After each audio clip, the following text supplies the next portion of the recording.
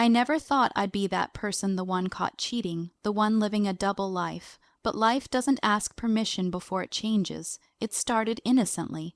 I reconnected with an old friend from university, Mark, through a work event. We hadn't spoken in over a decade, but the moment we saw each other, something shifted. It wasn't physical at first. We just talked. Long, honest, intimate conversations that I hadn't had in years, not even with my husband, Eric. Eric is a good man, stable, loving, reliable, but somewhere along the way, our marriage became transactional. Parenting, bills, schedules, sex had become routine or non-existent. I felt more like a housemate than a wife. I told myself it was normal that all long-term relationships go through lulls. But when Mark started texting every day, calling me beautiful, reminding me of who I used to be, I started to feel alive again. It was emotional first. Then it became more. One night after a business trip, it happened. We slept together, and again and again. The guilt hit me hard every morning, but the moment Mark texted, I pushed it aside. I kept telling myself I'd stop, that it was just temporary. Then came the text. It was a Saturday morning. Eric was out with the kids. I had just gotten a message from Mark. Last night was everything. I can still taste you. Without thinking, I replied, I needed that. I miss your hands already. Can't wait till Tuesday night. I hit send, but I didn't send it to Mark. I sent it to Eric. It took me about 10 seconds to realize. 10 seconds of staring at my screen, waiting for the little bubble to pop up that would confirm my life was about to fall apart. Eric replied with a single message. Who is this meant for? My hands trembled. I didn't lie, I couldn't. I walked into the kitchen when he got home, and he just looked at me like he didn't recognize me anymore. We talked. He cried. I cried harder. I tried to explain that it wasn't about sex, it was about being seen. Being heard, feeling alive, but how could that ever be enough? He didn't leave right away. That part surprised me. Instead, he asked for space. We slept in separate rooms. He started therapy. I did too. We talked less and less, then more, and not just about Mark, but about us. We're still together for now, rebuilding, slowly, but nothing is the same, and maybe that's okay. Maybe the old marriage needed to die for something more honest to be born, or maybe we're just two people trying to forgive what can't be forgotten. What I know is this. A text meant for another man broke everything open. And in that destruction, truth spilled out, ugly, raw, but real, and now we both have to decide whether real is enough to stay. The power of a mistaken message, a single text sent to the wrong person, can shatter lives, relationships, and illusions in an instant. In the age of constant digital communication, the line between public and private is thinner than ever, and one slip of the thumb can unveil secrets meant to stay hidden. In the context of infidelity, a wrongly sent message isn't just a logistical error. It's a revelation, a brutal force that exposes the truth without the cushion of explanation or preparation.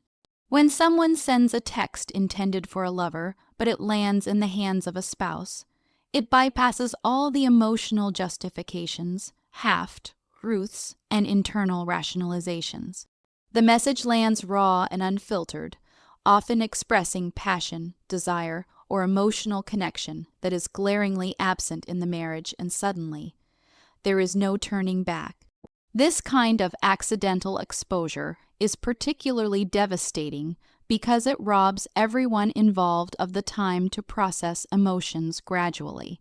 A confession might be softened by context or a tearful explanation, but a text short, direct, and often graphic or deeply intimate carries the full weight of the betrayal in just a few words. There's something especially cruel about the way the truth is delivered this way. It lacks compassion. The words were never meant for the betrayed, which means they don't consider their feelings, their pain, or their humanity. Instead, they are laced with the unfiltered honesty reserved only for the one the cheater truly desires in that moment. And that perhaps is the deepest wound, realizing that the person you love has another emotional center, another gravitational pull in their life. The mistaken message becomes a mirror, not just for the one who sent it, but for the recipient too. It forces the betrayed partner to reevaluate everything from recent arguments to long periods of emotional distance, to the reasons they felt something wasn't quite right. It validates suspicion or opens new wounds entirely, depending on the context. But it always changes the reality of the relationship. Trust, once broken, is incredibly difficult to repair, and when that break comes through accidental discovery, it often feels more humiliating and more brutal than an intentional confession. There is no chance to control the story, to explain, to ease into it. It's all at once, a digital gut punch. For the person who sent the message, the moment they realize their mistake is often described as a physical experience. Their heart drops, their stomach twists, their palms go cold, because in that instant they know everything is going to change. They know they can't unsend the message, can't erase what was read, can't pull back the curtain they've accidentally yanked open. The panic that sets in is often not just about being caught, but about what this means. Will this end the marriage? Will the lover get blamed? Will the kids find out? The consequences begin spinning out before any response has even arrived. It's a form of exposure that is deeply personal, and its shockwaves ripple far beyond the screen. This scenario also reveals the depth of the emotional duality in an affair. A person may live two lives, telling themselves they can manage both without either one colliding.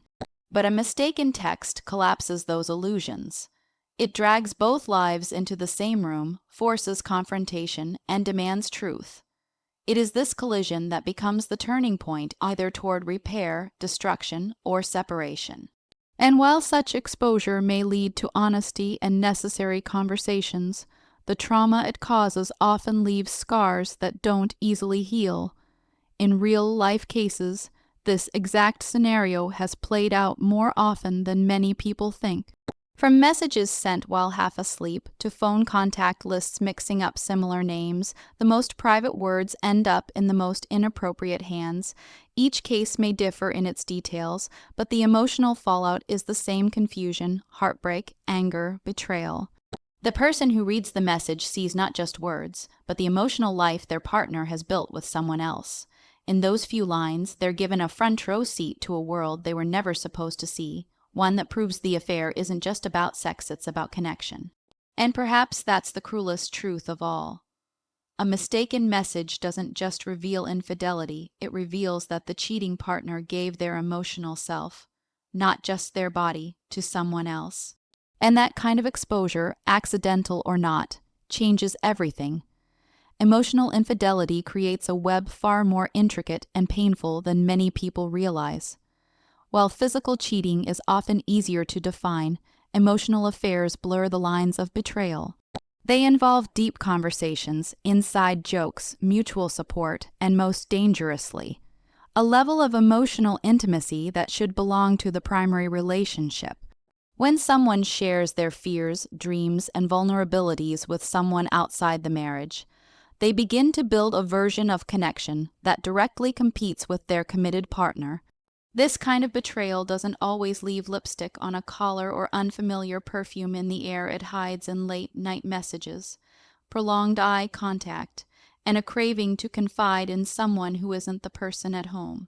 Emotional attachment forms the core of these affairs, making them arguably more damaging than purely physical ones. The complexity of emotional infidelity lies in its deceptiveness. It often begins with harmless conversations, a colleague venting about work, a friend from the past catching up, or an online connection formed over shared interests. But slowly, subtly, boundaries begin to shift. What was once casual becomes essential. The person begins checking their phone with more urgency, smiling at texts that no one else sees, and looking forward to those conversations more than they do time with their partner. They begin confiding in this other person about things they no longer share with their spouse: complaints about the marriage, personal frustrations, unmet emotional needs. In doing so, they forge a bond that is powerful, affirming, and often intoxicating. This emotional bond is particularly dangerous because it feeds a need for validation that the marriage may no longer be fulfilling. Over time, partners in long-term relationships often stop expressing appreciation or fail to nurture one another emotionally. Life gets busy, routines become stale, and communication can erode into logistical exchanges rather than heartfelt connection. In that void, emotional affairs thrive. The person on the outside offers novelty, affirmation, and attention, the kind that reignites feelings long dormant. Unlike the spouse, this new emotional partner doesn't see the data, flaws, responsibilities, or burdens. Instead, they offer a version of romantic idealism, a fantasy of being understood and seen without all the baggage. When an emotional affair is discovered, the pain it causes is often visceral. The betrayed partner reads messages or overhears conversations and realizes that their spouse has given their heart to someone else. They may not find evidence of sex, but they find something worse: affection, longing, vulnerability. It is not uncommon for people to say they'd almost prefer a one-night stand over the realization that their partner is in love with someone else. Emotional infidelity feels like a deeper theft. It steals the unique bond two people are supposed to share and hands it over to someone who hasn't built the relationship from the ground up. Unlike physical affairs, which can sometimes be explained as impulsive or purely lust-driven, emotional infidelity is rooted in connection, and that makes it harder to dismiss. The cheating partner often defends it by saying, "We never slept together," not realizing that what they did could be just as damaging, if not more so. Emotional affairs also tend to last longer, deepen over time, and become harder to walk away from. Because they're not as overtly taboo, people justify them, telling themselves it's just a friendship, even when the messages are filled with affection, secrecy, and romantic undertones. Denial becomes a protective shell, keeping them from facing the truth until it's too late. Another layer to this complexity is how emotional infidelity affects the betrayed partner's self-esteem. Being cheated on physically can be devastating, but knowing your partner turned to someone else for emotional support, the kind of late-night talks, comforting words, or shared dreams that once defined your own relationship, creates a profound sense of inadequacy. The question shifts from, "Was I not attractive enough?" to, "Why didn't they talk to me instead?" It undermines the foundation of emotional safety and companionship, leaving the betrayed person feeling like a stranger in their own marriage. When couples try to recover from emotional infidelity, the process is incredibly fragile. Trust has been damaged not by lies of the body, but by lies of the heart. The cheater often struggles to cut off the emotional affair because of the depth of the bond. And even if they do, the partner may question whether those feelings ever truly end. Recovering from emotional infidelity requires brutal honesty, accountability, and a renewed commitment to emotional transparency, often through counseling, hard conversations, and time. Without these efforts, the wounds remain open, fostering resentment and distance that can slowly destroy the relationship from the inside out.